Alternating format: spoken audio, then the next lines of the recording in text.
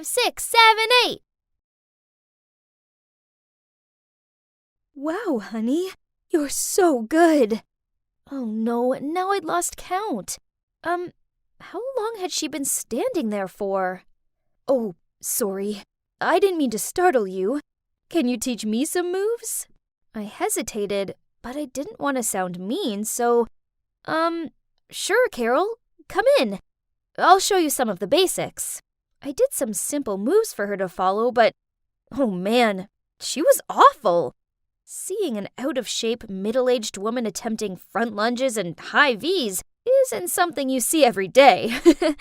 But I did appreciate that she was putting the effort into getting to know me. Oh, sorry. You must be wondering why I was calling my mom by her first name. Well, she's actually not my mom. She's my stepmom. You see, my mom passed away when I was 10. Then last year, when I turned 15, Dad started seeing someone again with help of a matchmaker. And he thought it was important for me to have a mother figure, and that's how we ended up marrying Carol.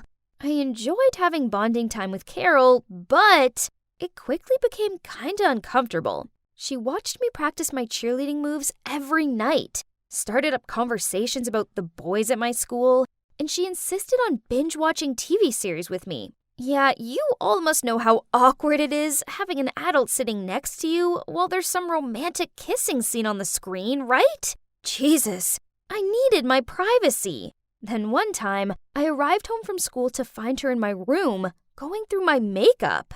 Donna, sweetie, how exactly do you use this? Okay, so this was a bit too much. She's crossing some lines here, messing around with my stuff without asking, but I couldn't bring myself to get mad at her either. You see, Carol is the definition of an ideal housewife. She's such a kind-hearted woman, and she always kept the house immaculate and cooked delicious meals. Maybe she spent so much time doing this that she didn't have any time to take care of her appearance? Hey, everyone deserves to feel beautiful, right?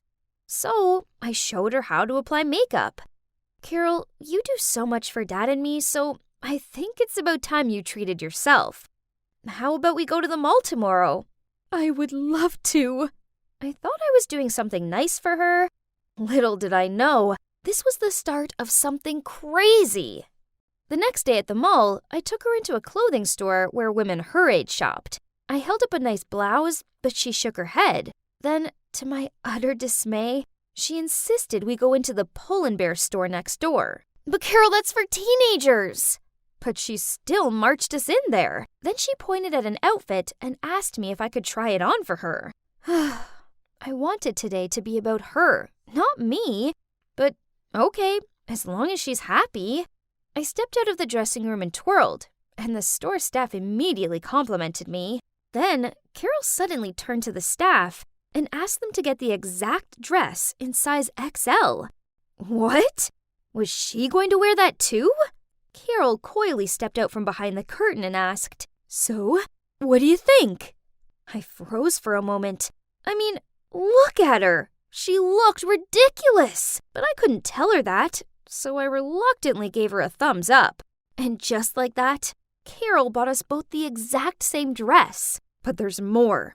She suggested that we both wear them right now, while we were still in the mall. I spluttered out, shouldn't we save them for a special occasion? But her mind was made up. So, there we were. Daughter and stepmom walking through the mall in matching dresses.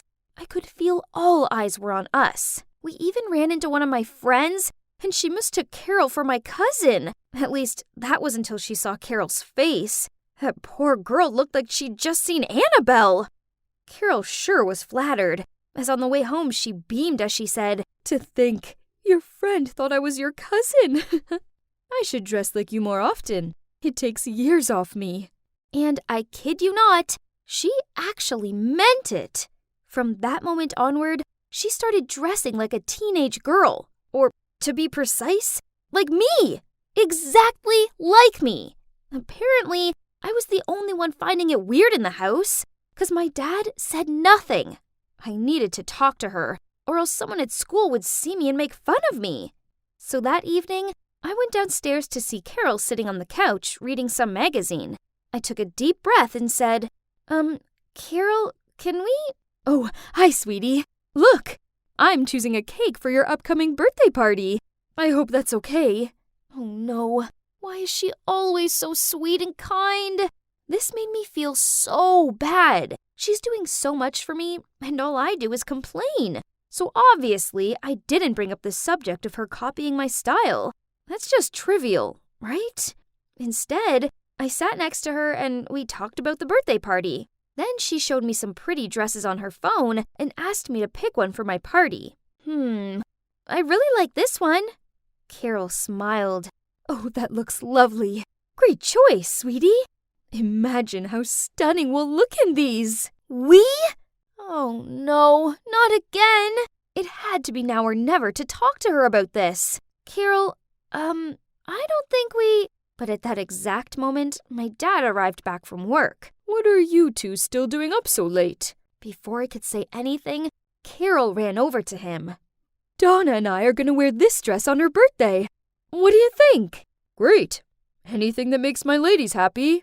I couldn't go through the humiliation of being dress buddies with Carol for one more time. On my special day, I needed to do something. I had a plan, but the timing had to be faultless. So, on the day of my party, when Carol was ironing her dress, I rushed in and told her that the delivery guy had just dropped off the wrong cake. Carol freaked out and ran downstairs immediately. Ha! It worked! Now, let's get started. And, well, 10 minutes later, as expected, we all heard a loud scream coming from upstairs. Dad and I rushed in and saw Carol sitting on the bed crying into the dress. Darling, what's wrong? She held up the dress. Look, it's ruined. There was an iron-shaped burn mark on it. Yep, you guessed it. It was all me. When Carol left the room, I turned the iron's temperature to max. My God, I really had to pinch myself trying not to laugh. But suddenly, Carol turned to me and in a serious voice said, You need to change to another dress. What? She can't be serious, right? It's okay, Carol. You can just wear another dress. I don't mind. No, it's not okay. We've planned this. Go get the blue one that we both have. Listen, I don't think we should dress the same. It's just weird. Then my dad jumped in. There's no time to argue. The guests are already waiting downstairs. So, Donna, go get changed. Ugh, unbelievable. It was so embarrassing. All my relatives were complimenting us, but I knew they were really laughing inside. My friends, on the other hand, were sniggering and telling me we looked like a budget version of the Olsen twins. I thought that day was already a nightmare, but then it got extremely annoying when she even started to copy my behavior. One evening, my boyfriend Thomas came over and we were all eating pizza in the living room. I took a bite and said, OMG, delish! And the next thing I knew, Carol was quoting those words of mine as she sipped on her Diet Coke. Cringy! Then later, when Thomas had to leave, I walked him to the door and I squeezed his cheeks as a cute little goodbye, since we couldn't exactly kiss or anything in front of my parents, obviously. But guess what?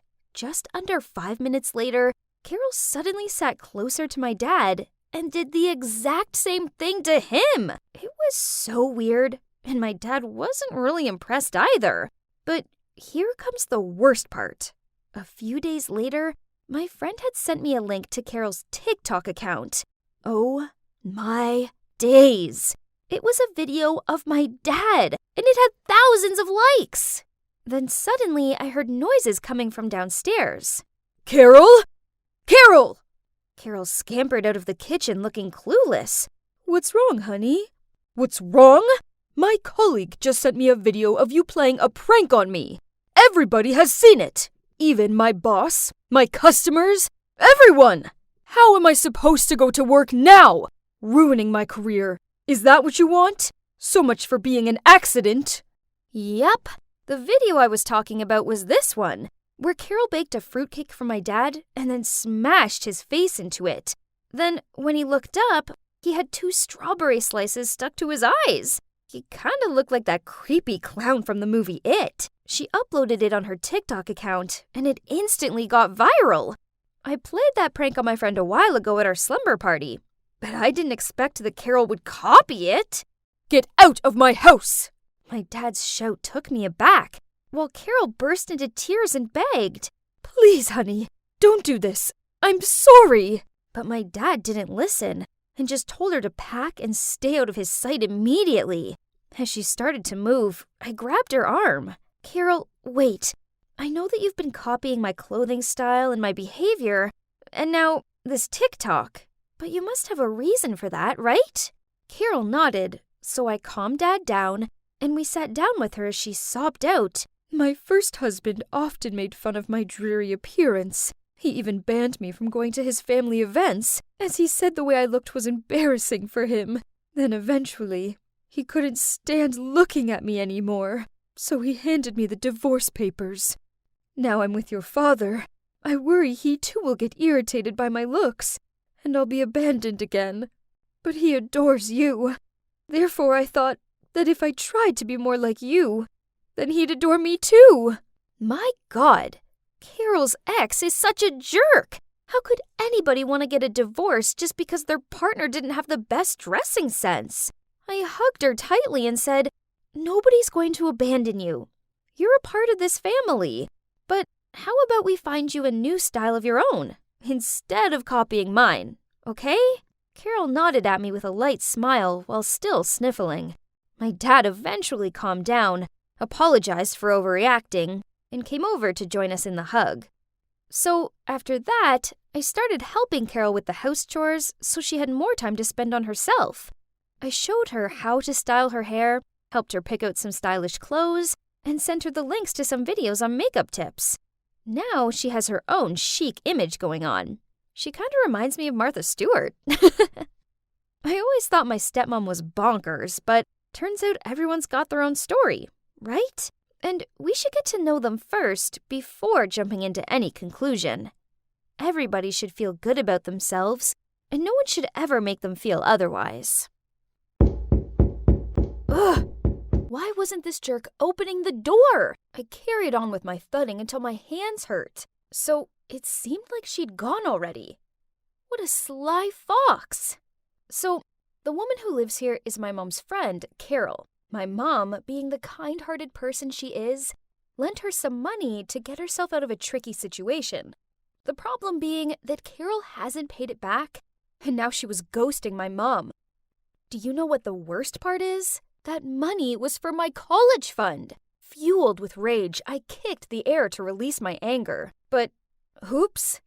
I watched in horror as a pebble flew through the air in slow-mo, then hit a car window. Oh dear. Swallowing my fear, I snuck closer to the car to inspect how bad the damage was. Suddenly, the car door opened and two thugs stepped out. I tried to stay calm, apologized, and offered them some money as compensation. Unexpectedly, these guys grinned. Okay, sweetheart. If you want to make up for it, then follow us. Just like that, one of them grabbed my wrist and pulled me away. Ugh, as if they were going to harm a defenseless girl. But too bad for these two doofuses. They're actually looking at a Taekwondo black belt master here. I was about to throw an axe kick when suddenly a guy appeared out of nowhere. Don't worry, I'll take care of it. Before I had time to blink, he lunged at the guys like a warrior and ended up beaten black and blue. Really? Who's rescuing whom now? Without hesitation, I threw a few kicks that made the two thugs turn pale. They ran back to their car, and when they were out of my kicking range, they turned their heads and sarcastically said, "We spared you this once. Oh, and choose a better boyfriend next time." I looked down to see the pathetic guy writhing on the ground. Oh yeah, I'd almost forgotten about him. He was pretty useless in a fight. But hey, at least he tried to help me. So I took him to a nearby medical station to bandage the wound. His name's Tyler. He's skinny, but yeah, pretty heroic, I must say. He still seemed to be in pain, so I offered him a ride home, but he quickly refused. Okay, fine. He must have been scared off by how fierce I appeared to be. Yet, as soon as I turned my back to walk away... Wait, something's wrong with my phone. What now? Your number isn't in it. Man, it's 2022 already, and he's still using that outdated pickup line? Still, I burst out laughing, then put my number in his phone. After that, we started messaging every day. He sent the cutest memes, and it made me feel good. To be honest, I know I can be kinda intimidating, so having a sweet guy like Tyler take an interest in me made my heart flutter a little bit. And there's no denying that he's cute. A real softie. Well, he is a music school student. A legit singer-songwriter to watch out for in the future. And so, we became a couple. However, it didn't take long for me to realize that there was something very strange about this guy. I mean, 100% of our dates were at fast food restaurants, and while I was ordering a Coke, Tyler would ask the staff for an extra cup and ice. I still remember how surprised I was when I first saw him surreptitiously pull out a bottle of dark-colored water from his pocket. Oh, but you're not meant to bring outside drinks in. Don't worry, this is black coffee. It's basically the same color as Coke, so no one will know. Huh? Did I hear him wrong? Turns out I didn't, as this became a regular occurrence whenever we were out to eat. But that's not all.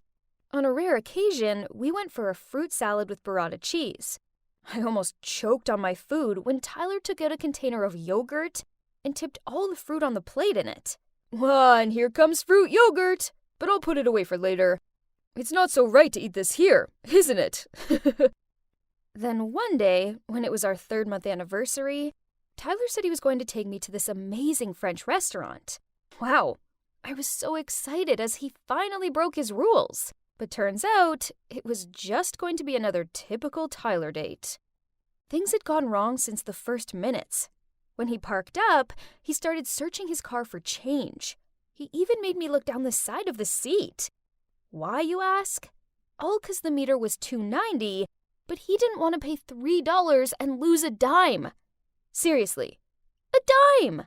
He ran off to find it and left me sitting there alone and hungry for 20 minutes.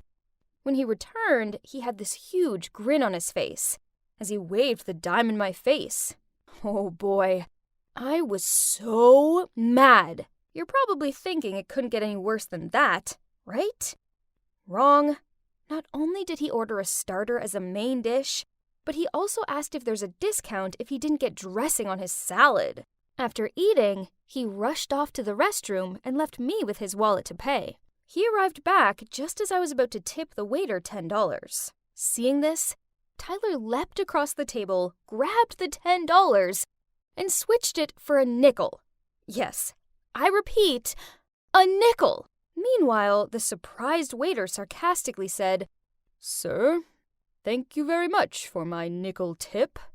The customers close by all tutted at us. I sunk down into my seat, willing for it to swallow me up. Jeez, this was so humiliating. No surprise, I was in a bad mood as we left the restaurant. I was so annoyed I couldn't even look at him. He tried taking my arm and asked me what was wrong. Flinching away from him, I said, "Seriously? Do you even have to ask?" At that moment, a luxury car pulled up alongside us. The car window lowered, and OMG! Inside was Victoria T, this popular teen singer.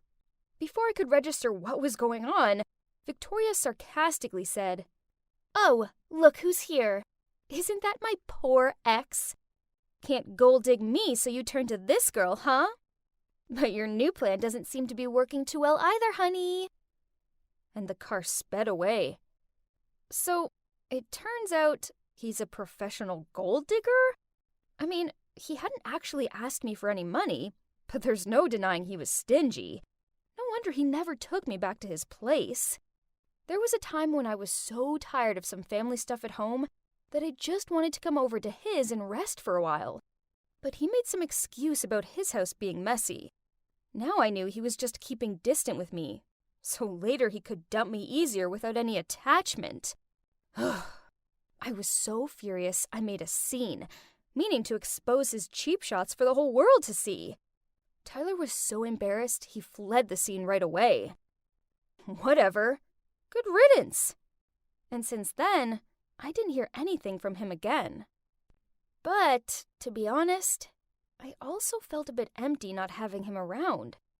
I missed getting the cute messages he used to send and the soppy look on his face as he sang love songs to me. Oh boy, I'm a big cheeseball, aren't I? Then, one weekend afternoon, I was taking a walk when I happened to see Tyler come out of a cafe. Does he work part-time here or something? So I hid behind a corner and then followed him. I have to admit, I was curious about where he lives. But wait, this road is so familiar. Huh? And it led to Carol's house, the woman who borrowed money from my mom. I was still full of doubt till he pulled out the key to open the door. Ugh. Like mother, like son, huh? So, you both like to scam people, huh? Pay us back now. Stacy? Shut up! Scam's over. Pay us back. I'm sorry, but my mom's in the hospital now. So, I heard him out, and turns out it was just Tyler and his mom, and his dad had run off with some other woman when he was just a little kid. Growing up, times were hard, so his mom borrowed money to pour into stock investments, intent on providing them with a better life. Unfortunately, this only led to huge debts. All this stress was detrimental to her health, and now she was in the hospital, and Tyler had no other way but to live frugally to pay all the debt and hospital fees. Stacy, I'm so sorry for hiding all this from you. I'll try my best to work to be debt-free and make it up to you. Oh my heart fell hearing Tyler say that. All the angst just disappeared. Instead, I pulled him in for a big hug. He was a doofus, and he was my doofus, and I wasn't going to risk losing him again. On my way home, I kept thinking about ways in which I could help Tyler. Suddenly, the wind blew a poster across my foot.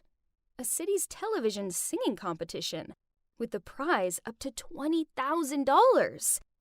That's it, Tyler. Why not? This was definitely a sign.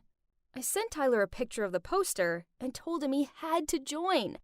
He was also really keen on the idea and started practicing really hard every day. He texted me each time he finished practicing, sometimes even at 2 or 3 a.m. The big day arrived. Tyler looked so cute in the suit I'd arranged for him. When he hit the chorus, our eyes met, which made me feel so sentimental. But out of nowhere, Victoria got up on stage, snatched the mic from his hand, and said, "My apologies to the audience, but I have to expose this person. He and his mom manipulated people into giving them thousands of dollars, then never paid them back. This kind of man doesn't deserve to be here on the stage. He'll stain the whole competition." Vic, I appreciate your feelings for me, but I already have the one whom I want to protect. I wish you could find someone good for you and better than me. Ladies and gentlemen, it's true that my family is in debt, but we do not and never run away from this. No matter how tough our lives are, I still live true to my conscience and my passion for music. I came here with a pleasant and carefree attitude, so I don't care what people say about me. I just want to give all of myself to music and the audience. Thank you. And now, I'll carry on with the performance. And then he started singing the song he wrote for me. At that moment, the music nerd was no longer there. Instead, there was a man with incredible inner power. I'm so proud of you, Tyler. Guess what happened next? Tyler won the first prize. I was bursting with pride. Then he immediately came to my house to give my mom the money. Huh? Please take it. Thank you for helping my mom when she had a hard time. Please find it in your heart to forgive her. She's sick and could use a good friend. Oh, but the thing is... So, turns out, Tyler's mom didn't borrow my college fund money. The two moms talked each other into stock investments. When they lost it, my mom didn't dare to tell my dad and me what she'd done. So she fabricated the whole lending money story. Ugh, Mom. Unacceptable. After that, the three of us went to visit Tyler's mom at the hospital and gave her the prize money to pay off her debts. She burst into tears. Then the two moms hugged and apologized for being so stupid that their kids had to deal with the consequences. Crazy, huh? But you know what? Thanks to all this drama, I found the one who was also the debtor of my life. Oh God! Can I not save one from the pitiless wave? Is all that we see or seem but a dream within a dream? According to the poet, this world and all existing life is an illusion of sorts. As reality doesn't exist, philosophers refer to it as dream argument and dream hypothesis. What? What an interesting lesson! By the way, look at how there's a ray of sunshine coming through the curtains. That's so pretty. This kind of weather indeed puts you in such a dreamy mood, huh? Yeah, right. But remember, there is no rose without thorns. That sunshine may look glorious, but it will harm your eyes. Yeah, I know. The maids always tell me that sunlight is the enemy for me, for my beautiful, sensitive blue eyes. Looking at it once, and I'll never be able to see anything again. That's why I've never been allowed to leave this castle. My maids all look identical in those masks, don't they? When I was a child, of course, I once got curious, and I pulled one of them off. As punishment, I was denied dessert for a whole week. And worse still, it wasn't worth it, as the maid's face was exceedingly ordinary. The masks looked far better. Anyway, I suppose all that matters is that they take great care of me. Each day they bring me food, water, and new clothes. I was sipping my leek and potato soup when I heard a scream. Let me out! Curious, I went and hid in a corner and saw two maids attempting to lock the screaming girl into a room. I've never seen that girl in this castle before. I wonder if she's from the outside world. Poor her. It looks like she can't control herself. The world out there is scary. Perhaps it has sent her into madness. It's much safer here in the castle. I can play all day, paint, knit, and read. Oh, how peaceful. But I still couldn't stop thinking about that poor girl. I wonder what will happen to her. The screaming didn't stop, and my curiosity got the best of me, so I snuck into the girl's room. Shh! Stop screaming! No one is listening. Who are you? My name is Mistress. What's yours? Mistress isn't a name. Are you stupid? It's just a name. Everybody here calls me that. This girl was so stubborn. She seemed to be wary of everything. Poor little outside world girl. After much persistence, she told me that her name was Nora. I was about to ask her why she was here, when suddenly two maids appeared and dragged me away.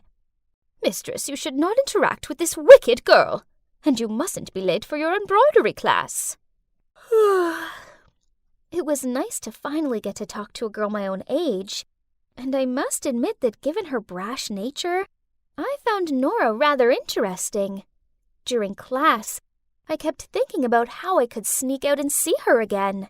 Ah! Ouch! That annoying girl's screaming made me prick my finger. I ran out to check on her, but the maids immediately blocked my way. Perhaps I could talk some sense into her. Trust me, the last time I spoke to her, she was acting totally normal. The desperate maids exchanged looks, then let me go to her. As predicted, when I approached Nora, she stopped screaming. Hey, it's Ariana. That's my real name. Screaming never works here. Just pretend you're listening to my words, then I'll help you out. The maids were quite surprised when Nora immediately calmed herself down and showed signs of following directions, so they let us be and left. We began to chat, and ever since then, the maids let me see Nora every day. She told me how before her mother died, she gave Nora an address to find her biological father, who she'd never met before. Nora's grandma helped her set up a meeting with him and took her to the meeting point. She was so nervous, but happy at the same time to finally meet her dad. And at first, he was as kind and charming as she imagined.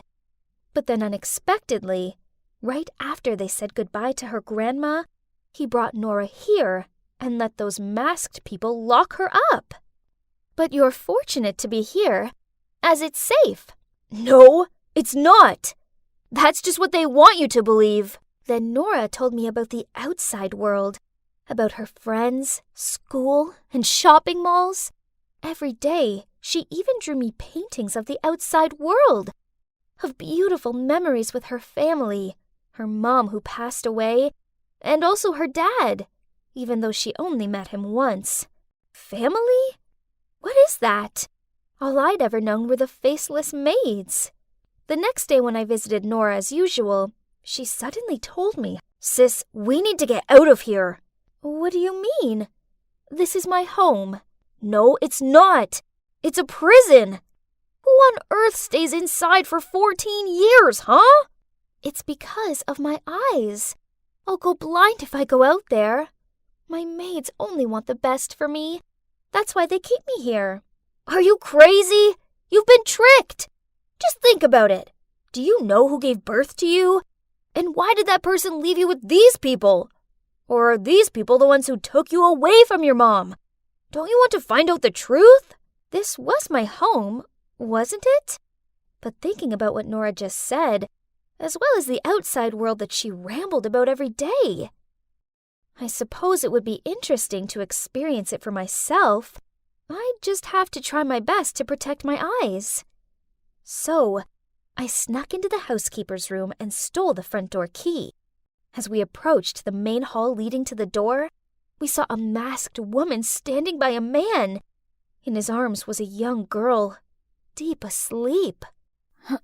Huh? That's my dad. What?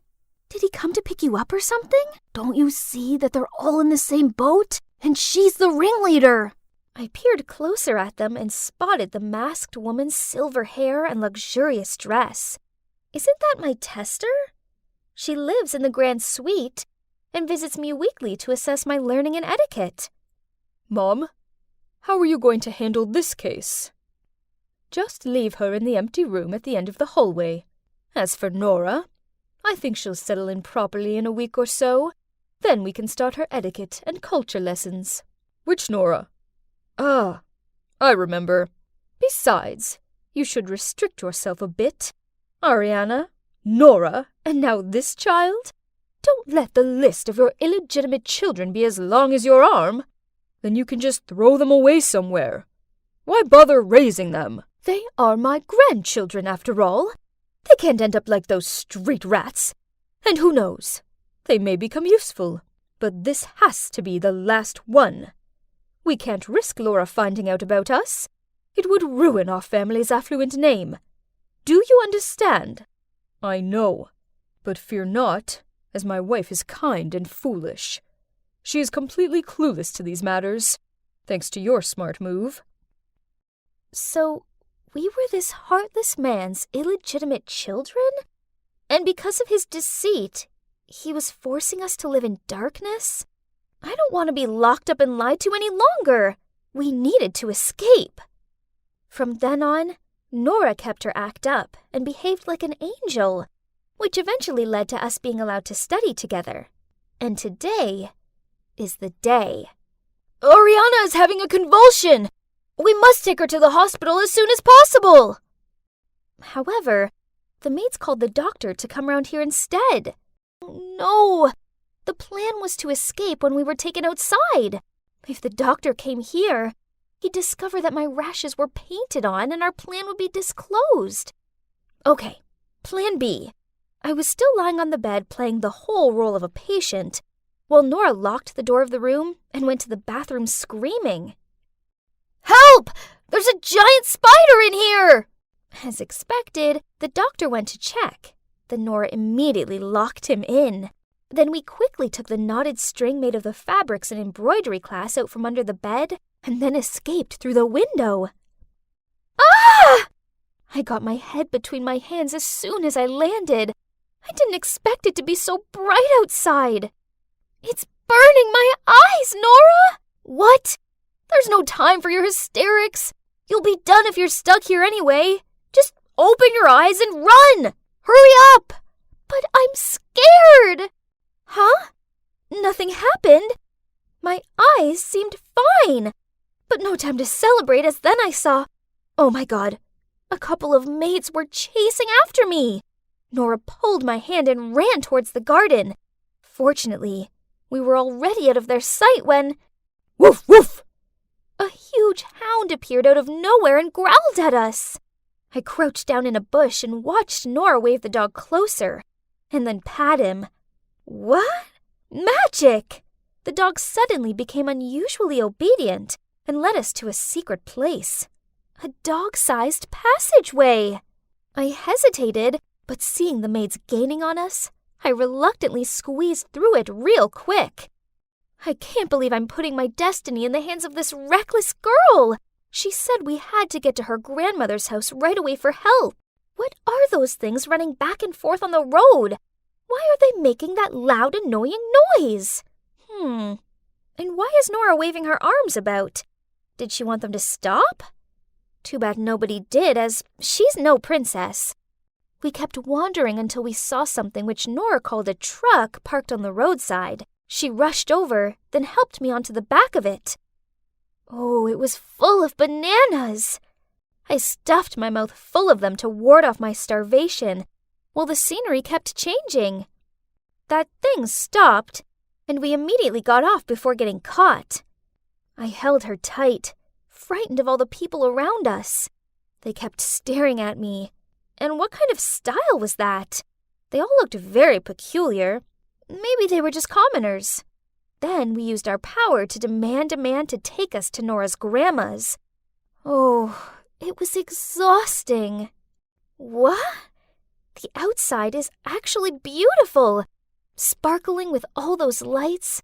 And there are exhibitions of everything in the world, such as food, toys, flowers, and even creatures. Yes, everything.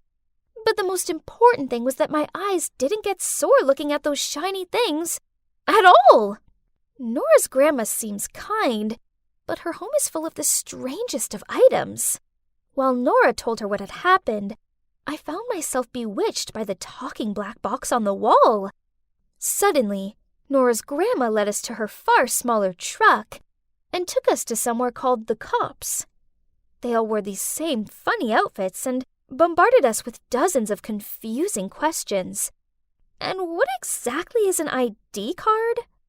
A few days later, there was news that the cops had caught my so-called dad, grandma, and maids also. As predicted, he was a womanizer, so when his lovers asked him to support his children, he was so afraid that his wife would find out that he took these children and locked them away in the castle. They're currently awaiting something called a trial, which Nora says is where bad people get their comeuppance. Whoa! The world outside is so busy. I didn't realize there'd be so many unmasked faces. And that strange talking box still startles me, especially when someone is holding a weapon. Nora says when I've adjusted to my new life a little more, I'll start school with her. And one day I'll even learn how to drive one of those smaller trucks. But firstly, she's teaching me how to dress like other people do, and use this brick to communicate with them. This world is puzzling, but I'm sure with Nora's help, I'll soon find my feet. Even if it's just so I can learn how to reply to my dashing neighbor. Just one step into the hallway, and I could already hear all kinds of whispers going all around.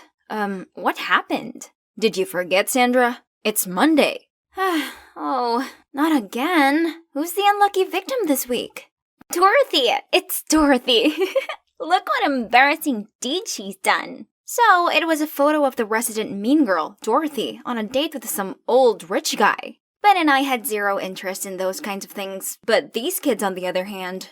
Hey! There she is! This was the third Monday in a row that our school had turned into this gossiping chaos zone. Why, you ask? 3 weeks ago, out of nowhere, a bunch of random QR codes appeared stuck to some of the lockers. Curious, we scanned them and got access to this mysterious blog by someone called Quiet Night. They said they wanted to expose the true face of this prestigious school. So, every Monday at 2 a.m., they would reveal someone's dirty secret. And the first secret belonged to the beloved basketball team captain, Lewis. Turns out he flunked the last match on purpose so the rival school that his secret girlfriend attended would win. At first, everyone doubted it, but then someone found the girlfriend's Twitter where she posted a celebration photo. So, there you go. Everything became clear as day. Lewis immediately lost his captain title and the entire school cancelled him. While everyone was still buzzing with that, already came the next Monday secret. It was Mr. Worthing, our popular math teacher. His classes were known for their top performances. But as it turned out, he had always accidentally leaked the questions to his students before every exam. The rumor reached the principal, and he immediately had people look into it. Unfortunately, it was true, so Mr. Worthing was fired. And as you've heard, little Miss Dorothy was the third unfortunate victim. To be honest, she definitely hadn't been the nicest girl. She's a nightmare to all the new kids especially. So when her shameful secret was revealed, everyone seemed to be somewhat satisfied and talked about it nonstop. My BFF, Mary, was no exception, as Dorothy was a rival for her queen bee status. At lunchtime, we arrived at the cafeteria, but weirdly, nobody lined up to get lunch. They were all looking around at something. Turns out Dorothy was here too. She's sitting alone at a table.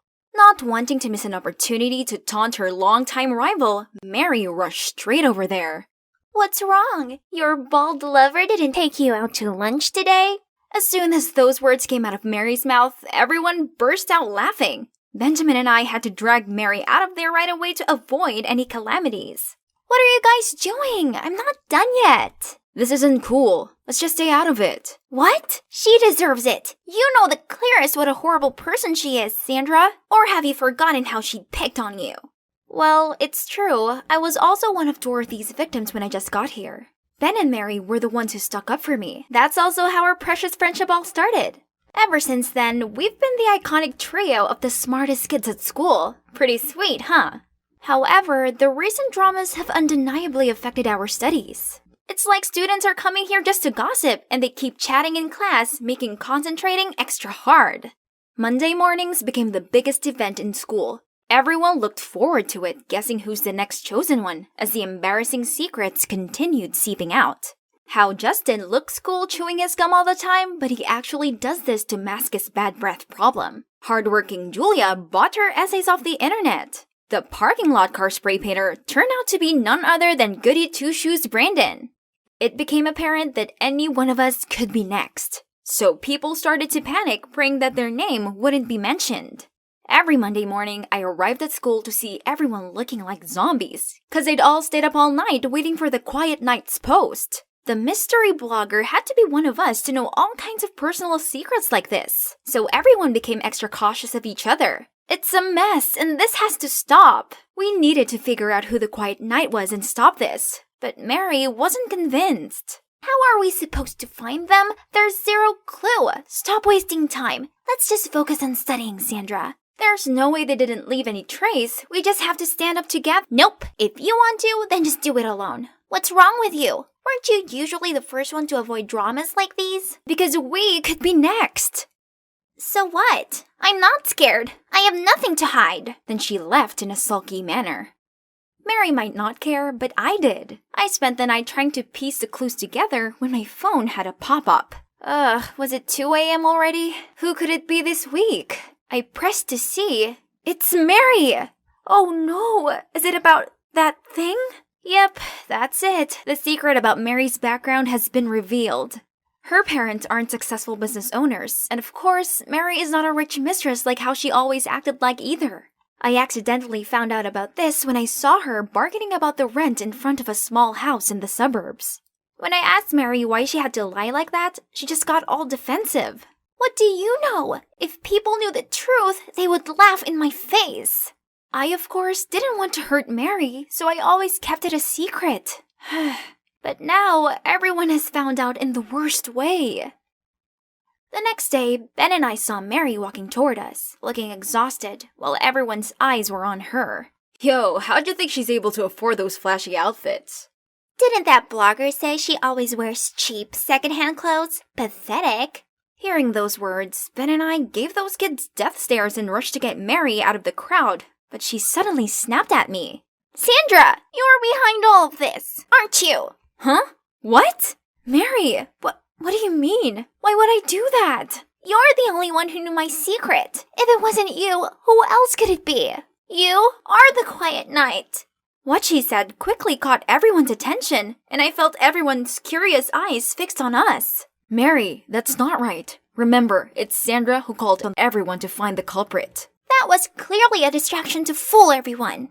Mary then continued explaining her reasonings for why she suspected me. The blogger only ever typed in lowercase just like I always did, and she also mentioned my habit of staying up late. To make it even worse, the next Monday, that blogger suddenly stopped posting, making everyone certain it was me.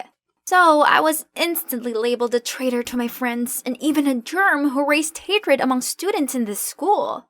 Everywhere I went, people badmouthed me, and no one except for Benjamin wanted to sit by me at lunch. I wasn't even allowed in the library anymore, as everyone would be talking about me, which would cause disturbance. Worst of all, the teachers hated me too. One time in math class, I volunteered to solve a difficult equation, but all I got back from the teacher was, Sandra, if only you just used your intelligence for studying, not for messing up other people's lives. Then everyone heartlessly laughed at my face. The tension was draining me, so I went out to take a breather. After recess, I got back to the classroom to find a box in my desk drawer. Oh no, wasn't it the love letters I'd written for Louis? I mean, yes, I used to have a crush on the basketball captain, but it was a long time ago, and I never sent the letters. How come they are all here? I sure had hidden them in the corner of my locker. Is it the creepy quiet knight messing with me? Ugh, that's enough. I gotta unmask this jerk ASAP. Who could it be? Who had the ability to spy on people undetected? I was trying to figure this out when a smug-looking Dorothy appeared. Geez, look at her. Can't believe she's the coward who destroys what she couldn't have. Too bad for Louis that he ended up involved in this. Oh, such a pathetic little girl. Doesn't even have the guts to send any of the letters. Oh my god. Did they just say letters? What letters? What on earth are you talking about? There's no mistaking your handwriting. She showed me bunches of photos of my letters. Oh no, did she take revenge on me because she thought I was the snitch of her dating news? Not leaving me a chance to explain, they just laughed and continued mocking me. I couldn't face going to school and being tormented for something I didn't even do. So I faked being sick to stay home for a few days. But it's been a week and I still didn't feel better. Suddenly, there was a strange sound by the window. Turns out it was Benjamin. Sandra, please stop hiding away. You can't let them beat you. You're better than this. What else can I do? Everyone's convinced it was me. Follow me. I know someone who can help. Now, I was sitting in a cafe with Benjamin, and Max, an IT genius in our school. Benjamin insisted this guy could help identify the anonymous blogger. After just a few minutes of checking the IP, Max has been able to track it down. But, it led to Mary's place? No way. This makes no sense. I gotta talk to Mary. Calm down. Don't say a word about this to anyone for now. Just let me take care of it. I had no clue what Benjamin was planning. He said he would help me clear up the case, but nothing happened for days. Until now, he insisted I'd come to watch this basketball game. What's the point? It just gave others a chance to mock me further. While immersed in my thoughts, suddenly I heard someone's voice on the loudspeaker. It was Benjamin. Hi everyone, I'm sure you guys are tired of the Quiet Knight's blog by now, right? Yeah, at first, I just wanted to entertain you all a bit after boring hours of studying, but I guess it's no longer fun, huh? I'm sorry then, I'll stop now. Thanks for tuning in. What on earth is he doing? Now the entire sports hall was buzzing. Is it really you? Benjamin was about to reply when Mary jumped out. No, it can't be you. Stop wasting time protecting Sandra. How could you possibly know where her love letters were kept? Or about Dorothy's secret? So, you tell me, who knew those things then? Mary looked taken aback and confused. Then Dorothy appeared. It's her. It's her who gave me Sandra's locker key. What? So it really was Mary. I was still hoping that Ben's friend made a mistake somewhere instead, but... Why, Mary? I don't understand. Of course you don't. You're not in my shoes to judge. Turns out at first, Mary created the blog for the sole purpose of getting revenge on Lewis for being a cheater. He always told Mary that he wanted to date in secret to avoid peering eyes, but it was just an excuse so he could sneak around with other girls. Which is why this was news to both Ben and me. How about the math teacher? What has he ever done to you? He had no work ethic, so he deserved it. I always studied really hard, but he said that girls like me only ever cared about our appearance. He still thought my good grades were from copying these two. And you, Dorothy, it serves you right for the arrogant habit of bossing newbies around. Then she blatantly left the crowd as if she had nothing to do with the school drama all this time. I tried to chase after her, but I was stuck amid this angry crowd. There's still something she hasn't explained yet. The following days, Mary still went to school, but all of the other students isolated her. Benjamin and I tried to approach her, but she went out of her way to avoid us. So, after school, we decided to follow her. We saw her going to the cafeteria, but not to buy things, but to help the lunch lady clean up. Mary, stop being like this. You've still got a friend in me, but don't you think I deserve an explanation too? She then finally sat down and talked to us. Mary would have stopped after exposing the 3 people she hated, but when she saw everyone eagerly waiting for the news every Monday, she found it interesting and continued to bring up other embarrassing things. But then, when things started getting serious, she panicked and looked for someone to blame, and that person was me! Because I was the one who first came up with the idea of tracking down this anonymous blogger. Furthermore, she was angry with me for finding out her secret. Envious because I got better grades than her, and jealous because I was closer to Ben than she was. Mary admitted she felt outshined and left out. So, you decided to expose your own secret you kept for so long just to frame me? Do you hate me that much?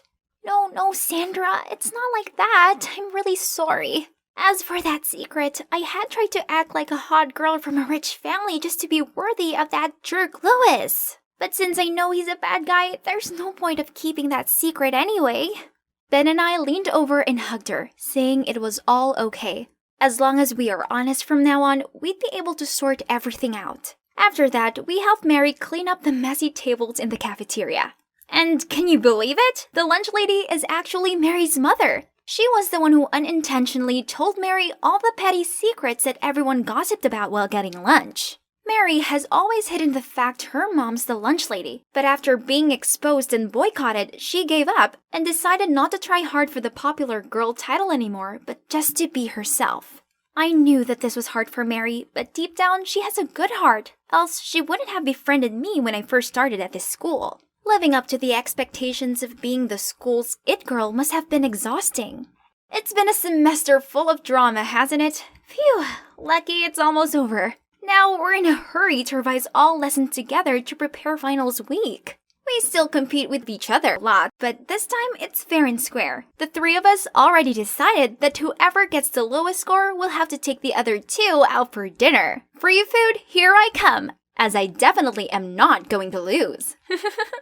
Hi, I'm Donna, an influencer extraordinaire and soon-to-be supermodel.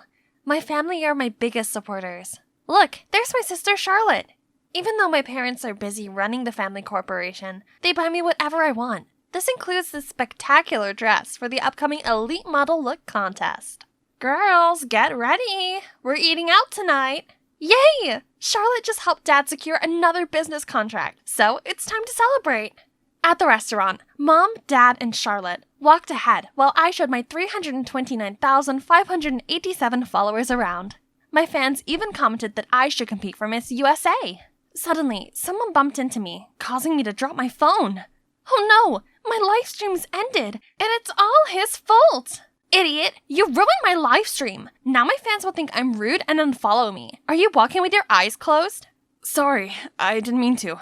Let me make it up for you. Donna the Fabulous? Okay, you've just got one more follower.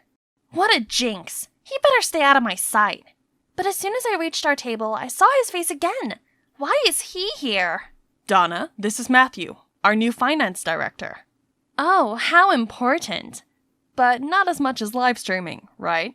Who does he think he is? Charlotte even laughed at his stupid joke. Speaking of which, Donna, you're going to study business from now on. Time to stop those modeling, live streaming things. What? But why? You've always supported my dreams before. But Dad just ignored me and chatted with Matthew. Dad was being so unreasonable. Everything was fine until that Matthew guy showed up. Charlotte comforted me and suggested we attend business classes for me while I prepared for the modeling contest. What a brilliant idea! Oh, I love my amazing quick-witted sister. I then put all of my focus into practicing for the contest. But Matthew kept on disturbing me with his nonsense.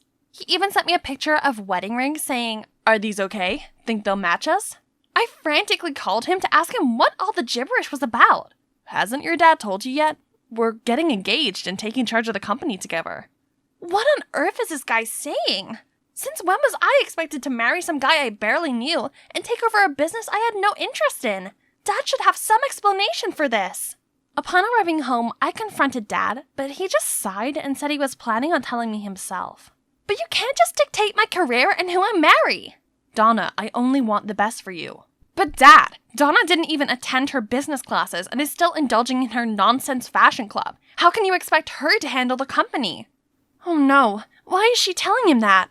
Was she trying to help me?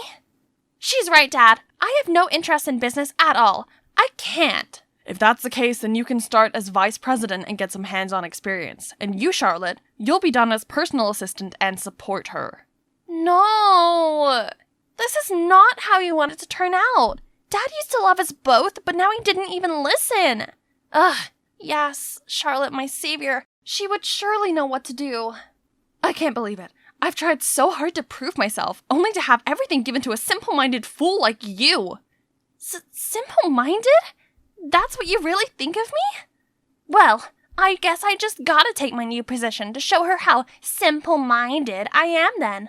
So the next morning, I dolled up and strutted to the company lobby under a different name, Miss Vice President. Huh, look at those gawking eyes wishing they could escape from the boring suits.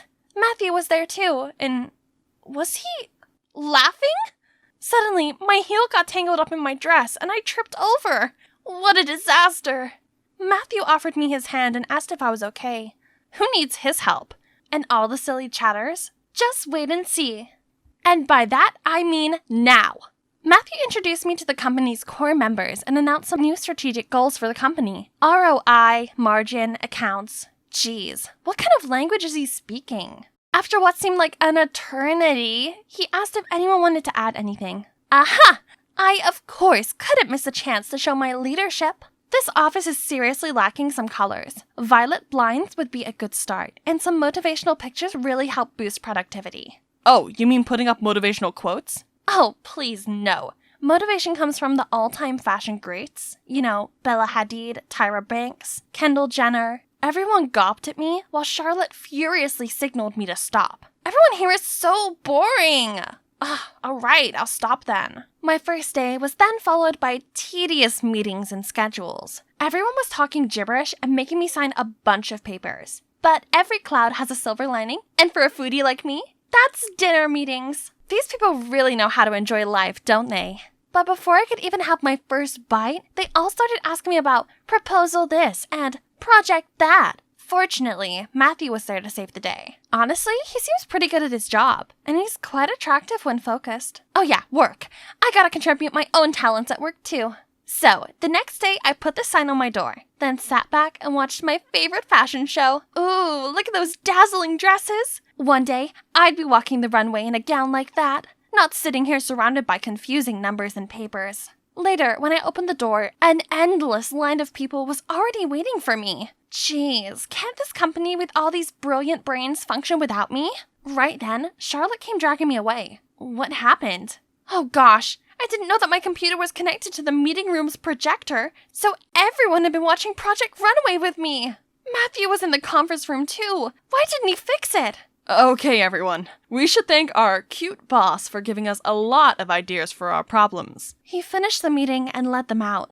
but Charlotte was still standing there fuming at me. Cute? There is nothing cute about it. Don't get any wrong ideas that he likes you. Wait for me, Maddie. What is with that attitude? Oh, right. I've seen the gooey-eyed look she gives Matthew. Does she have feelings for him? Before I could pry further, I was sent to Millen for another stupid meeting. Feeling bored, I watched a fashion show to kill time when someone startled me from my side. I personally think this collection is overrated. Oh, sorry if I scared you. I'm Brian. He then gave me his business card, and wow, he's the CEO of a modeling firm in France. Are you coming to the fashion week too? I wish. I actually came for work. What a pity. There's a modeling contest this week. I can tell a true beauty like you is destined for the crown. I missed so many chances to be on the runway. If I make it this time, maybe Mom and Dad will see how serious I am about modeling. This is too amazing of an offer to refuse. Brian, I'm coming with you. At the show, I made sure my phone was off so I could truly immerse myself in all the glamour of the newest fall collection. Brian then kept his word and took me to the audition. I was super nervous at first, but unexpectedly, everyone else looked so amateur. Meanwhile, I strutted like a pro, confident that this time I would get an offer. But for now, reality was calling. As soon as I turned on my phone, a zillion missed calls from Dad and Matthew popped up. This screamed trouble, so I quickly got Brian's contacts and returned home. There, Charlotte went all banshee shrieking mode on me, accusing me of being irresponsible and selfish for skipping the important meeting. Dad, if you don't do something about this, Donna will destroy the company you've worked so hard to build. That's right. But instead of yelling at her, you should have been there to help out. I'm so disappointed in you, Charlotte. Oh God. Charlotte's face turned pale immediately. Dad should be scolding me, not her. Feeling a little bad for Charlotte, the next day I went to talk to her, but it sounded like she was arguing with someone inside. I walked in to see Matthew sitting there with loads of pictures of Brian and me. We're still, in Charlotte's words, it looked like we were dating. A few photos can't change the fact that we're getting engaged. He then grabbed my hand and pulled me outside, leaving a stunned Charlotte behind. How are you so sure that I'm not seeing someone else? It's just a feeling. Or maybe it's just my hope, because What did he mean by hope? And holy shrimp, why is my heart beating so crazy? What a day. I thought it was finally over when Dad slammed the pictures of me and Brian down in front of me. He was so mad at me, he decided our engagement would be tomorrow instead of a month, as planned. But I haven't mentally prepared for this. So here I am, at my engagement ceremony, waiting for my fiancé to arrive. Just kidding. Actually, Brian called me last minute to tell me the best news ever. A fashion brand had chosen me as their ambassador. I needed to fly over for some paperwork. Thanks to him, I successfully escaped the engagement and flew to Milan to meet up with him. Finally, I got to pursue my long-repressed dream in my favorite city and not pay heed to my dad's ridiculous orders. Yay! As I woke up the next morning, I eagerly reached for my phone to call Brian, but... Where was it? I looked at the nightstand, but my passport, my wallet, and all of my stuff had disappeared. I dashed to the reception asking for Brian's room, but they all shook their heads saying there was no one by that name staying there. Frantic, I used their computer and checked the website for his phone number, but it kept saying error. Then I looked up any information about the contest, but found zilch. How could he do this to me? I trusted him.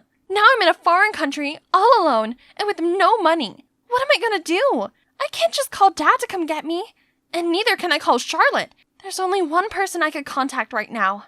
So I called Matthew, and he flew over immediately. We were walking along the Navili Canal to get some dinner before heading back. I thought he would be furious right now because I ran away from our engagement, but he was just quiet the whole time. So, is it okay for you to suddenly come here? I mean, work and stuff, you know? It's alright. You come first. Everything else comes after. That's sweet of him, but I needed to make sure he didn't get the wrong message. I called for your help, but that doesn't mean I want to get engaged. I'm not ready to commit. At first, I wanted this marriage to happen, but now I'm not so sure anymore. Oh my.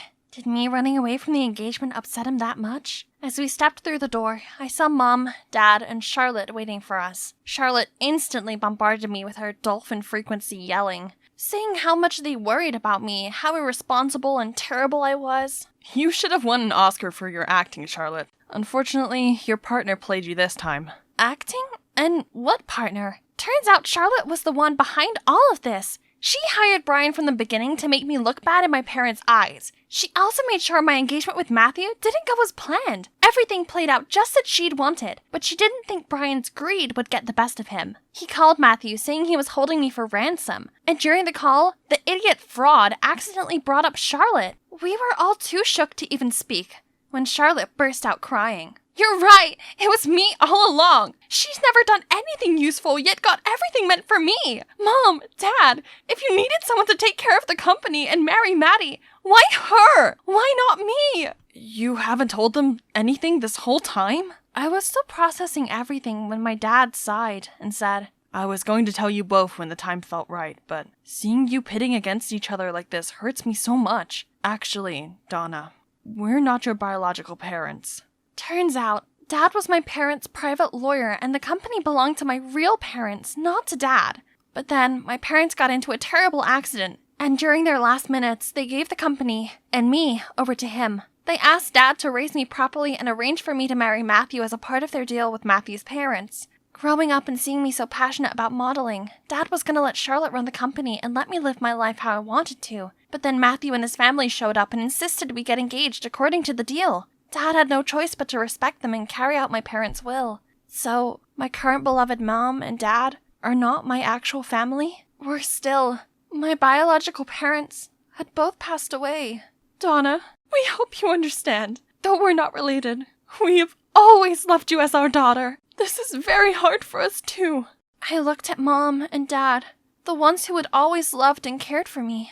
Mom, Dad, just like you two, I'm sure my parents would want me to do what makes me happy. Though I am the lawful heiress of the company, I can only do harm to it. So I hope you understand and let Charlotte take over it. She's a better suit than me.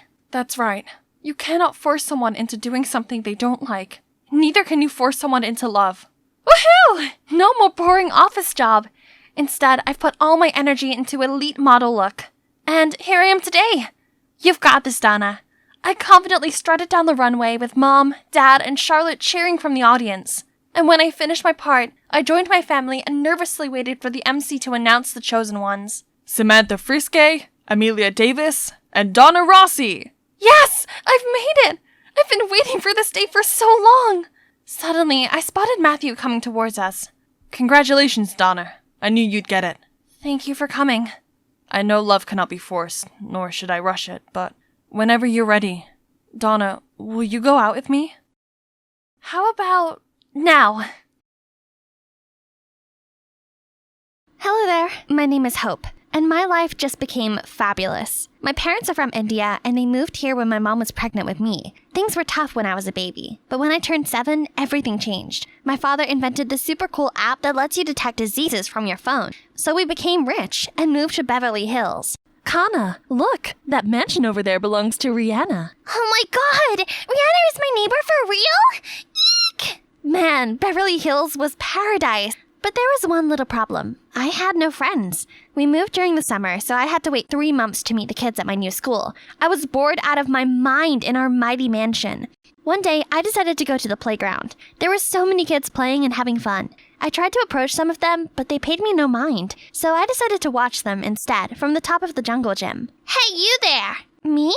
Duh! Who else is flipping around like a monkey up there? Are you new? We're playing princesses. Come and play with us.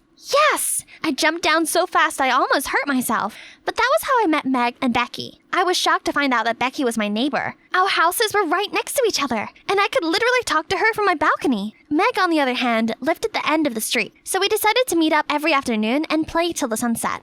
Then school finally started, and we were an iconic trio. Becky was the prettiest girl, with blonde hair and teeth so perfect she didn't need braces. Meg was the cheeky, sporty one, a soccer prodigy, in her words, while I was the mysterious new girl, who was friends with 2 of the most popular girls in school.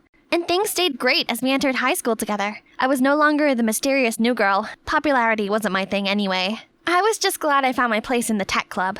Hey, Hope! Meg's asking us to go to the mall this afternoon. You coming? Oh, I can't. My family's celebrating Diwali today. Diwali? That sounds exciting. Can I come? We have never had non-Indians for Diwali before. But since you're my bestest friend, I doubt that my mom would mind. Yay! By the way, I have something for you. Here, whenever we're close, it will glow like this. Whoa, did you make these? See, you're really talented. If you would, Becky, we've talked about this. Joining the tech club is enough for me. Now let's get going before my mom scolds us both.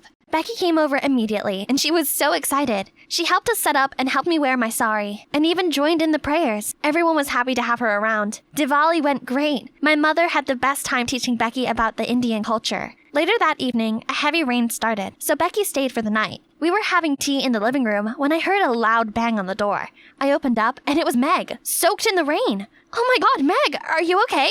Becky said to wait for you guys at the park. I was waiting when the rain started. I went to her place and was told she was here all day. Why didn't you tell me? Oh no, Meg, I'm so sorry. I meant to text you, but I forgot. You forgot? We've been friends since we were in diapers, but the moment Hope showed up, you abandoned me. That's not true. What's that on your wrist? Hope's too? They're friendship bracelets. I can make you one if you want. So that's how you think of me all this time. Just a surplus? Meg, wait. She didn't stop, but walked straight into the rain, and everything changed from that day. We tried to make peace with her at school, but she acted like we were invisible for days, and even started a new clique with her soccer teammates. Poor Becky. She seemed so hurt. Well, if it isn't the lovebirds. Tell me, Becky, how does it feel being replaced? Hurt, right? We get it. You find new friends. No need to rub it in our faces. Hope, have you been shopping at Goodwill again? Are things good at home? I think the homeless person you borrowed this coat from needs it back. Remind us, Meg, does your mommy still need you to cut meat into little pieces before you eat? That was 4 years ago. How dare you? Was it? What about those bed accidents? Her minions cracked up. Even Becky couldn't contain her giggling. From that day on, Meg was determined to get on our backs. We figured out she must have been mad at us still, so we decided to keep distance every time we saw her. I finally got time for myself, but suddenly Becky came rushing in. Hope, I just saw the tech teacher put a sign-up sheet for the annual national tech competition. And guess what? I already signed you up. This is the year you'll kill it. Bex, you shouldn't have done that. I'm not ready. That competition is a cutthroat. What if I don't make it past the group stage? Well, you know what's worse? Not showing up at all. So you have to give it your all and create something. You can do it, Hope. No, you don't. Hello, ladies. Yuck. You again? Can't you see we're in the middle of a conversation, Charles? I'm not speaking to you. Hi, Hope. I saw your name on the sign-up. I know you're going to kill it. Stalker alert. Thank you, Charles. Even though I am doing this against my will. If you want, I could help you brainstorm. No, I'm good. I'll figure it out. When would you learn? Even if she was on fire and you were the last drop of water, she would still say no. Move on. You've been obsessed with her since middle school. It's not cute anymore. Becky, that's mean. Let's go. Becky later apologized to me and said she only wanted to help. Besides, the winner gets the prize of a whopping $80,000. I bawled my eyes out at the amount of zeros. That's it. I decided to give it my all for this one. I was working all night on designs, which made me so tired and cranky at school. But so far, I had nothing. One day, I overslept and was so late to school. I was running to catch the end of first period when I felt an arm grab me. Hey, are you okay? You look exhausted. I'm fine. Stop following me around, Charles. No, I don't want to hang out with you. No, I don't like you. Please leave me alone. Just then, the bell rang, so the hallway was filled with students, and they all heard what I said. Everyone was laughing at Charles. Tell him, bestie. We don't like you, Charles. Scram! I was about to apologize when he walked away in shame. Maybe it was for the best?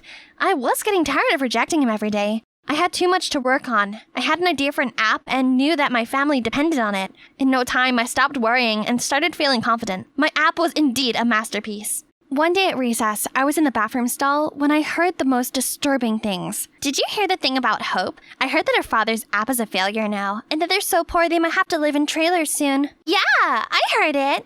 Who would have thought that high and mighty Hope used to live in a trailer? How tragic. My head was spinning. My family problems were a secret. Who could have told them? That witch Meg? There's no way she would have known. Then it hit me. It was Becky. She was the one coming to my house all the time. That's why she enrolled me into this competition for the money. She knew. I could feel the anger boiling in me as I moved to find her.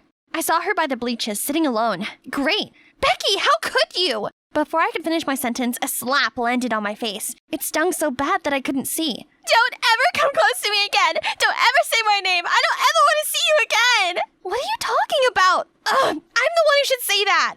You're seriously playing the victim after insulting me? She ripped her friendship bracelet off, threw it at me, and stormed off. The whole school watched as I stood in confusion. What the heck just happened? I tried to reach out to Becky, but it was impossible. She'd cut me off. Was that how little she thought of our friendship? The next few days at school, everything started to make sense. Becky had a new best friend, and it was none other than Meg. I was so upset watching them at school, while I sat alone every day. Later that day, I was in gym class when the witch approached me. Looks like you're flying solo now. Jesus, gloat all you want, I'm out. What's with that attitude? You usually have a sharper tongue. Cut your nonsense, I know you did this. You were so jealous of our friendship that you just had to destroy it. What? It wasn't me. Have you seen the video? What video? Meg showed me a video of me bad-mouthing Becky to a group of girls, but I didn't do this. I know. As much as I hate you, I know you'll never say anything bad about Becky, which means that someone did you dirty. Oh, I didn't expect you to pick my side, but you're so right. That person must have spread that nasty rumor about my dad's business and got me thinking Becky was responsible, since she must have been the only one who knew. Does this mean it's true? Yeah, I've been hoping to win the tech competition prize and help that out. Well then, you should focus on the competition. I'll talk it out to Becky, don't worry. You do that for me? Yeah, I guess I knew all too well what it felt like to be left out. I'm really sorry about that. It's alright. Beck and I made up. I guess I was a bit jealous, since it was always you and Becky. And we've never had a chance to hang out one-on-one either. I really hope all these drama can end so we could just be the iconic trio again. Thank you. I really hope so too. 1 week later, the tech competition was finally here. I was so ready to unveil what I had been working on. Mom and Dad were also here to cheer me on. I walked to write my name on the sign-up sheet, and the name before mine shocked me to my core. That's right. I'm here too. Oh, meet Evans, my partner. He's one of the most brilliant inventors. My parents hired him to help take you down. But why? Why? I've been nothing but nice to you, but you only think of me as some dumb blonde. I was the one who enrolled you into this competition. I was the one who befriended you. You'd be nothing if it wasn't for me. It's about time you learn to appreciate your friend.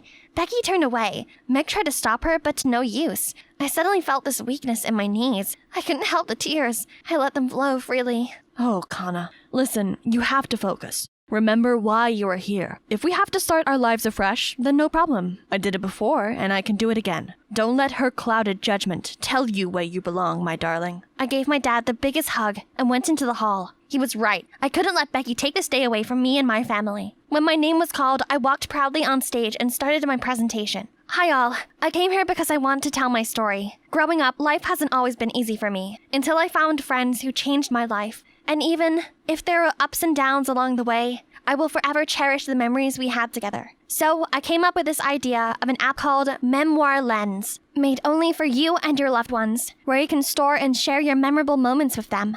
Best part is the app will notify you annually, so you can relive those moments again. The hall erupted with applause. Everyone loved my app and I ended up winning the competition. I couldn't believe it. I was so happy. I saved my family. Later that night, my home was packed with friends and family celebrating. I was having such a good time. But then, the thought of Becky and Meg crossed my mind. So I took a walk. I was just at the end of the street when Charles appeared from nowhere. Hey, I heard you won today. Congratulations. And you're having a party. Did you forget to invite me? Oh, it's just for my family and close ones, so... Oh, I get it. Does Becky come too? I heard she slapped you in the face. Ouch, that must have hurt coming from your BFF for life. Do you see how it feels now? Nobody likes being humiliated. Wait a minute, it was you! You did this! Of course I did, moron. And let's be clear, it wasn't because I was so heartbroken. Yuck. I just wanted to date a popular girl, and you seemed easy. But then you humiliated me. So I created a fake AI video saying nasty things about you with Becky's face. And the same for her. And you guys fell for it. Look how weak and powerless you are without your friend. Pathetic. With all the anger and pain I felt, I grabbed Charles by his shirt and slapped him silly. I was ready to beat him up, but he scampered away, laughing like a psychopath. I ran to Becky's house. I had to tell her the truth. I banged on the door for minutes before she opened it. It was Charles. He made a fake video to separate us because we humiliated him. What? Are you making this up to mend things? It's not gonna work. It's over. No, wait! She's not lying. I heard Charles confess. I even have it recorded. They happened to stand right in front of my house. Becky watched the video, and it started to hit her. Oh my god, that idiot! Oh, Hope, I'm so sorry. I should have listened to your side. And I said all those terrible things to you. Oh, I'm too ashamed of myself to even face you. It's okay, Becky. I just miss my friend. I also happen to know you pulled out of the competition because you couldn't do that to me and my family. I'm so sorry I even tried to. Then we both laugh away. Hey, Meg, why are you standing there dumbfounded? It feels like I'm third wheeling you guys. I'm just gonna head out so you guys can have your moment. What are you talking about? Meg, you're a part of this group, and this time we're not gonna let you leave. Yeah, if it wasn't for you, we'd probably still be fighting by now. So come here, you. I missed you guys. I'm sorry I was so mean. It's okay now. Now, how do we make that punny Charles pay? Hi, I'm Nuella. I was raised by a single mom alongside my twin sister, Nancy. Mom was the CEO of a beauty company she managed to establish after our soldier dad passed away and was obsessed with making us look our best to attract customers. But Mom just didn't understand that I wasn't a fan of plastering my face with makeup. Even body lotions made me feel like a slippery eel. My sister Nancy, on the other hand, was a beauty enthusiast, just like Mom. Like one time when I was 13, Mom broke a whole crate of eggs just to use as a face mask. All right, girls, it's face pamper time. While she was busy applying the yucky stuff all over Nancy's face, I snuck off to the kitchen and scrambled the rest. Mom then showed up with Nancy in their ridiculous masks. It's your turn, Nuella. You fried them. Well, a glowing stomach is better than a glowing face, Mom. But it makes you prettier. Makes your skin glow. Listen here, Nuella. I don't know what your deal is reading stupid books all the time.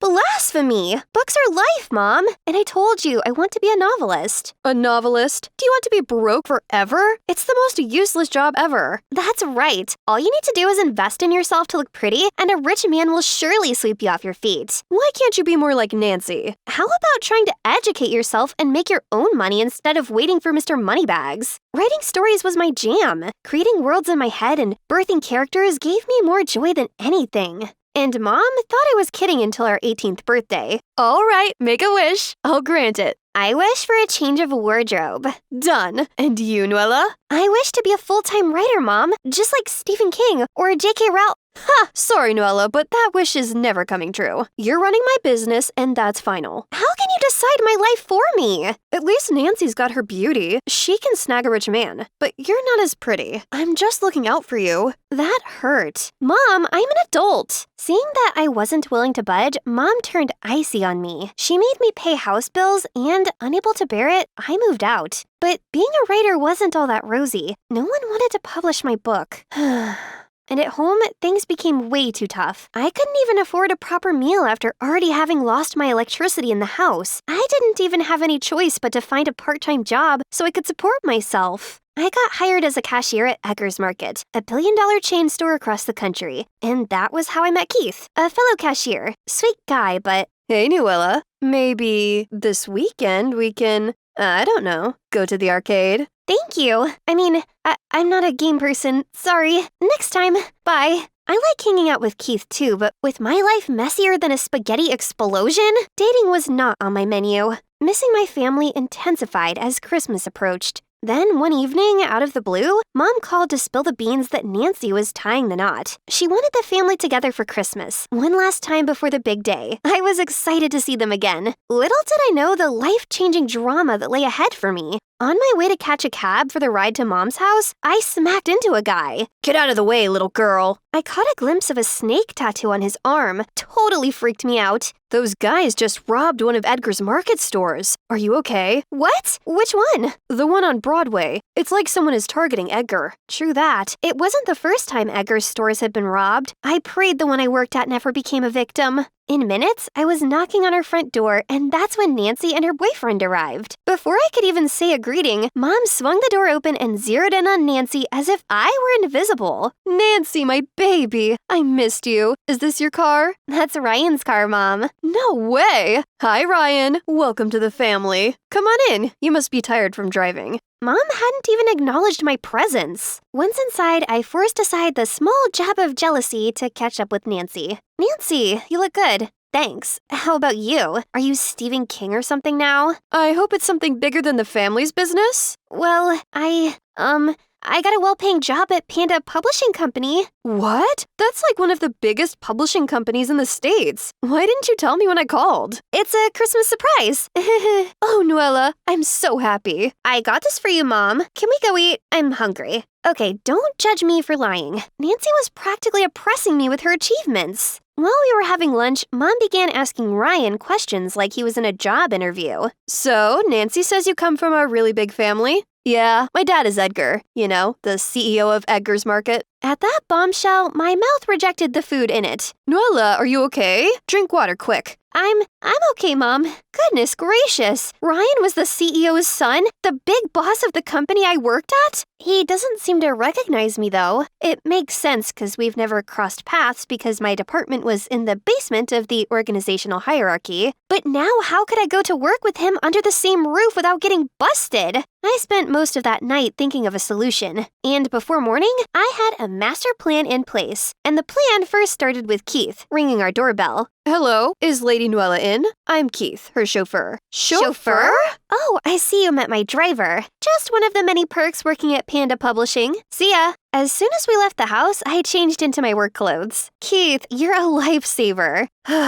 What's with all this drama? What's wrong with telling them you're a cashier? You won't understand. I can't let Nancy have the upper hand all the time. She has everything going well in her life, and I have nothing. You have me, Noella. Do you want to get a coffee quick? Sure. That same day, we were busy at work when Ryan strolled in acting all bossy to everyone. Quick, Keith, cover me. What's going on? It's just the CEO's son. He's the one Nancy is dating. If he spots me, he'll blow my cover. Are you sure he's dating Nancy? Because he's with our manager right now. Ryan was two-timing my sister with our manager? I peered over the counter, and that's when I saw Ryan cornering Katie the blondie. I approached the shelf where Ryan was, pretending to rearrange while eavesdropping. Starlight in, 8 p.m. Don't be late, handsome. So this guy was three-timing my sister, the manager, and Katie?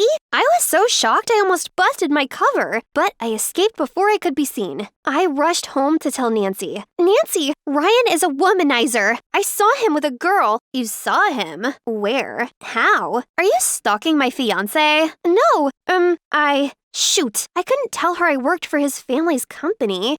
I heard people say bad stuff about him, you know, really bad stuff. Listening to rumors, are we? You should know better than that. I bet her jealousy didn't let her think straight. Instead of being happy for me, you're busy snooping around desperate for dirt on my fiancé. Really, Noella? If I knew you would ruin the spirit of Christmas for all of us, I wouldn't have invited you. Apologize now. No way! He's a snake. I swear, Keep your mouth shut. If you continue with any of this nonsense, you'd better pack your things out of here. Now get out. It was like the floor was torn from beneath me. I felt rejected, and then Ryan came and showed me my work ID. How did you get it? So, you work at Edgar's store? What happened to Panda Publishing? None of your business! Get out! You have some guts calling me out when you're such a faker yourself. Pull that stunt again, and I'm telling everyone that you're just a lowly cashier. Chuckling evilly, Ryan walks off. Trapped and trying to ease the tension, I apologized to Ryan and Nancy, giving Ryan the benefit of the doubt. But that night, he threw my doubts back at my face while I was washing dishes. Look, I know why you're so frowny. I apologized. Now get off of me. But you got the hots for me, huh? If it eases your vibe, I'm into you too. You're so unique. Let's go out. Nancy won't know. I resisted the urge to smack him with a pot. It was official. He was a scumbag, and Nancy needed to know. So I decided to play along. Perhaps I could implicate him and show Nancy evidence of his evilness. Oh, Ryan, how did you know? Since I set my eyes on you, I've been dreaming about us. Then let's go out tomorrow night. I'll text you the address. Bingo. And that's how I found myself dressing up for a date after work the next day. Whoa, you look dashing. Where are you off to? Keith's compliment had butterflies fluttering in my stomach. For the first time in a while, I felt beautiful. Thanks. I'm going out. Out? Like a date? Yes, with Ryan. Let me explain. I told Keith everything I planned, but nothing I said made sense to him. This is risky. What if Ryan wants to hurt you? I'll be fine and ready to take that jerk down. I got to the restaurant early, but I spotted Ryan with the guy I recognized as one of Edgar's store robbers. Same build, same snake tattoo. Intrigued and concerned, I discreetly approached, phone recorder ready. Tell the boys. We hit the one on New City Street tonight. That old man Edgar dared to mess with me. Let's see how he likes his stores rated. Yes, boss. We'll be ready. Ryan hired these gangsters to rob his own stores? This guy's a psychopath. Nuella, baby, you look great. Unlike Keith, Ryan's compliment made my skin crawl, and his hug made my stomach churn. You're robbing your father's store? Was that also your doings, having the store on Broadway robbed the other day? It's my future store. Consider it taking an advanced paycheck. You won't tell. You know what's at stake. Too bad for you. Right now, I think my sister's safety is more important than my pride. Ryan tried to grab me, but I bit his arm and ran away, leaving him cradling it in pain. I raced home to spill the beans about Ryan. Nancy, Ryan is... But I was greeted by a hot slap. That's for trying to steal my man. What? I wasn't... My friend saw you at a restaurant with him. I was just faking it. You know what else? I called Panda Publishing today, but they said there was no one by the name Nuella working there. Turned out you're working at a store as a cashier? Yes, I did, and I'm really sorry. But look, Ryan is dangerous. He works with a gang that robs his father's stores. How can we trust you? If you can lie about your job, you could lie about anything else too. Why do you keep disappointing me? Their palpable disappointment felt like the world crashed on my shoulders. There was only one person left to turn to. I'm going to meet his dad to expose him. I have a recording of him admitting the crime. He will regret messing with me.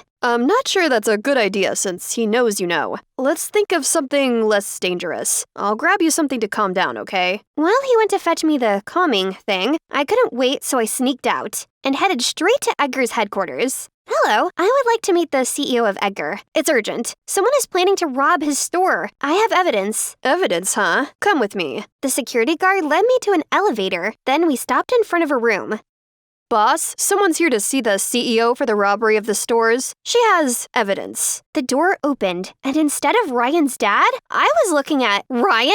I tried to run, but they caught me and pushed me in. I was so scared. I should have listened to Keith. You little witch! Because of you, Nancy dumped me, and now you're reporting to my dad. How dare you? She made the right choice. You're the furthest thing from boyfriend material. The manic look in Ryan's eyes told me I was a goner. But suddenly, Keith burst in like a superhero with 2 policemen and saved the day. Freeze! The police! Are you okay? I nodded and hugged Keith in relief. His broad shoulders calmed me down, and I knew I was safe. You might as well swap your ears for something else. Sorry. You never listen. Always so impatient. I know. Yada yada yada. Why are you so stubborn? I shut him up with a kiss, and it felt so right. Turned out, Ryan's dad had kicked him out before because of his prodigal habits. But instead of turning over a new leaf, Ryan formed a gang targeting his dad's stores. Now, Edgar planned to give him a taste of jail to cool off. News of my heroic escapade spread like wildfire, reaching my family before I could even get home. The moment I stepped into the house, Mom and Nancy hugged me like I'd been away for a year. I am so sorry for misjudging you all this time. You were just looking out for me, but I was so shocked and heartbroken I got mad at you when actually Ryan was the jerk all along. I love you, sis. And I'm so sorry for lying. I just wanted Mom to be proud of me too.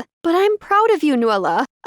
After the hardship I suffered losing your dad, money became the paramount thing in my life. I thought it was all there is to happiness, so I pushed you guys to get it. But now, I realize I was wrong. Imagine if Nancy never married Ryan. How unhappy she'd have been. Whether you're a cashier or Stephen King, I don't care. I just want you girls to be happy. Merry Christmas, my love. It was the best moment of my life. Finally, we could understand each other. Our reconciliation had to be a good luck charm, because on Christmas Eve, I got a call from a movie producer who wanted to adapt my novel to a movie. The contract was gonna pay millions. Finally, I was making my big break as an author. We celebrated that special Christmas with a big feast. And boy, was my mom and Nancy surprised when Keith showed up. What's your chauffeur doing here? Chauffeur? No, everyone meet Keith, my boyfriend, who, by the way, was just promoted to the overall manager of Edgar's Market. Yep, that had been decided by Edgar, the CEO. Welcome to the family, Keith.